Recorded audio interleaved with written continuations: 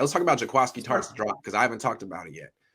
That was bad. I mean, from my perspective, I don't know that it would have won the game, but it would have swung things. It would have given the Niners the momentum. And in slow motion, he took his eyes off the ball. Now, I'm just saying, I played outfield. I caught a lot of fly balls. Outfield isn't hard. If you drop a fly ball, everyone laughs at you. So you get kind of in the practice of watching the ball hit your hands and not taking your eyes off it. Anyway, I mean, these defensive backs aren't outfielders, but it was just a really bad look. And I feel bad for Tartt because that was the only notable thing he's ever done on a big stage. And that's how all non-Niner fans are going to know him from here on out. And I still think he has a career ahead of him, but wow, what a thing to have hanging over you. He will never exceed that moment. Whew! He will never exceed that moment. That was as a man. That was his chance to define himself. Yeah. And he did, as a choke, as a bad defensive back. And that's exactly how the league will see him. That's how history will see him. And the fact of the matter is, yeah, you're being nice. So I will say it as a 49er fan. It would have won the game. It absolutely would have. Matt Stafford sucks. There's no other way of putting it. This guy threw 4 pick sixes at the end of the season. This guy had, 7 interceptions over the last few games, something ridiculous. It's like he has attention deficit disorder. It's like he just I'm throwing it up. Like, whoa, why did you do that? Yes. And that is directly responsible for one of the 49er wins. Yeah. You know, and I thought it was poetic that Jimmy Ward picked him off again.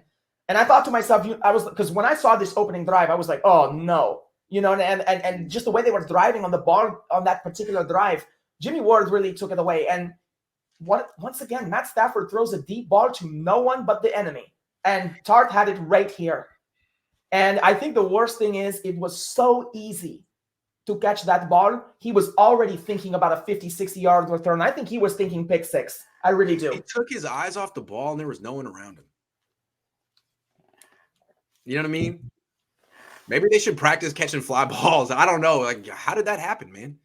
It wasn't like you were in traffic and you were thinking about someone hitting you or something. It was just he got nervous. Look, I know when the ball when you're trying to catch a ball, punt returner, outfielder, that ball feels like it's up there forever and you can't hear anything. It gets really quiet. That's why you need practice, man. I don't know. That's just a bad look. And for the Niners, he's the end on that. There was some really bad looks in this game. His drop, Jimmy Garoppolo's backhand flip interception, the miss. I mean, the Niners looked like a unprepared, exhausted mess in that game. And they're still a good team, and they brought it down to the end. But there were some bad plays in this game that was beneath them, like this. Yeah, here's the thing. Tartt has always been an outlier for why we should keep him. Now we know we shouldn't because he brings nothing to the back end of this defense except failure. That's what it comes down to. That is the moment you get paid for as a safety, and you'll never get an easier shot than that. And I've never seen that ball. I've never seen that ball dropped in my life. And you know, remind me of a little bit. Sorry? Remind me of a little bit. Remember like 10 years ago when Flacco threw that Hail Mary prayer in the snow in Denver against Peyton Manning and the Broncos and that yes, I do. I can't believe that wasn't picked. He took the bad angle and should have picked it, but he did. He's like right over his head in it, and they lost. That guy went to UCLA with me. He's in my Korean drumming class. Anyway, he didn't know that was going to define. You know, one of the things about you made a really good point. The 49ers, when they played Flacco in the Super Bowl, he threw those ridiculous lobs that should have been picked right and left. And the whole time they would stare, and then it would go right over their head. Yeah. They look like kids who when you get a line drive, a ball hits right at you in baseball, the first step you take is back. Yeah. Until you can judge it, gauge it, and realize what you're going to do. Yeah. And football players are not always multi-sport athletes. So they're good at football. Doesn't mean they're an athlete. Doesn't mean they're good at sports. Doesn't mean they played Little League. Doesn't mean they played center field. You need that. You need those reps. Shagging balls. You got to shag the balls. Tartt didn't shag balls enough growing up, clearly. It's a shag. We have 2 glaring needs now in our secondary, not just corner, but in a free or a strong safety. Someone needs to How about a nickel? One of the things I like about Ward is the sound tackling. What I dislike is how weak he is physically. Another thing I like about him is that he doesn't make mistakes, but he doesn't make plays very often either. But I can live with Jimmy Ward because he's sound in so many phases of the game. Jaquiski Tartt, what does he do? Boom. Anthony Adams says, Sib, what's up? I'll repeat this until I'm blue in the face. Kyle needs an associate head coach to help with situational awareness. That's what we're missing. He does have an associate head coach. He does. Let me ask you something, because you're closer to the team than any of us. Do you feel there's anyone that will come up to Kyle that has the gumption? That's the issue. And that's bad leadership. He's like Steve Jobs, right? He's like Steve Jobs. You're not allowed to say a damn thing. You know, you got to basically be in the cult of Kyle. Kyle, though, you should hear the way his coaches talk about him. He's the best offensive coach of all time. He's the best play caller of all time. It's like, what are you talking about? This is Bill Walsh's team. He's Mike Shanahan. There's so many offensive coaches who've actually won championships, unlike this dude. How can you say? But that's the attitude in Santa Clara, is that he's Steve Jobs. And he's not just the best offensive coordinator coach in the league now of all time. That's how they talk about him. It's crazy to me. You know what he demands. Well, you can still be the best coach and the best offensive coordinator, but sometimes you make mistakes.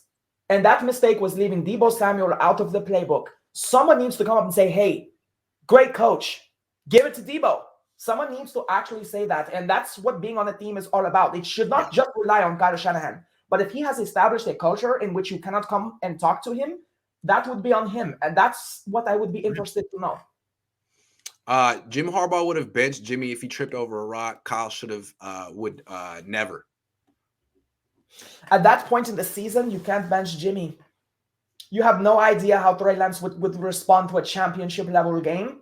And that's not the time to find out. I hate to say that, but once we got there, we were stuck with Jimmy. This was a Jimmy season. And if that decision was made halfway through the season. As soon as Jimmy messed up his thumb, it should have been over for him. He was terrible with this thumb injury. Terrible. The team played well. They dragged him this far. Then they gave him credit afterwards at the press conferences. That's just great. But no, as soon as he tore a ligament in his thumb, that should have been the end of his season. Because there's no way Trey could have been worse. Jimmy, sorry. Well, I guess we'll never know. Freedom says, wasn't his quarterback rating in Green Bay 12? Yeah. 12, as in the number 1 and 2. 12. It's the only thing he has in common with Tom Brady.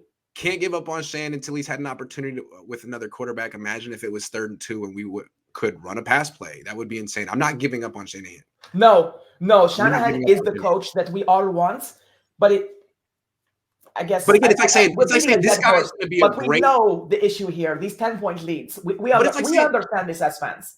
It's like saying this guy who's a terrible boyfriend, is going to become a good boyfriend when he gets a girlfriend he likes. We'll break up with the current girlfriend. Stop talking behind her back. That's a great analogy, because whenever I'm talking to my friends, I'm like, they're like, he's a good guy. It's just he's a bad boyfriend. I'm like, no, he's not a good guy. If he doesn't treat everyone well, you can't be a little evil and a little nice. You can't be a little honorable and a little dishonorable. You can't blow 10-point leads here and 10-point leads there and 25-point leads here and be good. Once he gets his quarterback, dude, that's your quarterback. You've been with that quarterback for 5 years. You guys are practically married. What are you talking about? Are you going to break up? No? Maybe. Okay, you're going to break up now. All right, fine. Then we'll see what you got. Here's my question for you and the 49er fan base. Are you satisfied with 2 winning seasons that result in a Super Bowl appearance and loss with a 10-point lead, and a championship appearance against a team you were 6-0 against and lost with a 10-point lead, both in the 4th quarter? Do you measure this as a successful coach? Yeah. And there's some rhetoric to what I'm saying, and I think that Shanahan is the outlier. I think we can objectively say yes, we have had success, but Jimmy's injuries are part of the reasons those other years. Who's to say with a healthy Jimmy we would not have been in the championship game last year or the year or earlier and everything? Just Jimmy being injured. A healthy Jimmy is part of Shanahan's lack of success. A healthy Jimmy is like an alive JFK. Like, he's gonna be hurt in January. It's the only question is, can he play through it or not?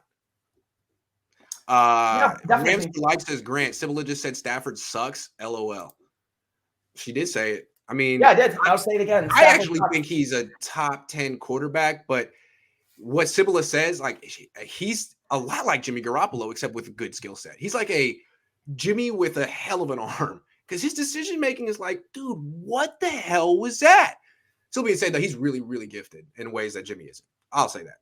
Give him a run game. If he won the Niners, don't get me wrong. And if we had Stafford, we would have won that game because he would be throwing the ball to Deebo. But the issue is you wouldn't be saying anything right now if Jaquiski Tartt wasn't a choke. That's right. That's true. So, that's true.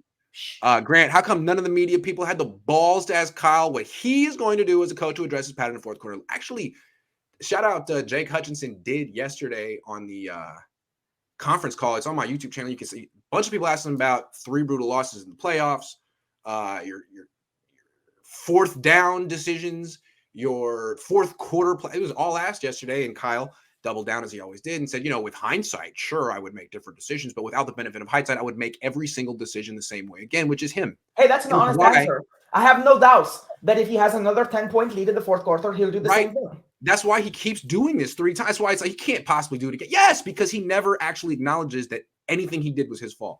That's what I meant, Sib. Kyle needs a no man.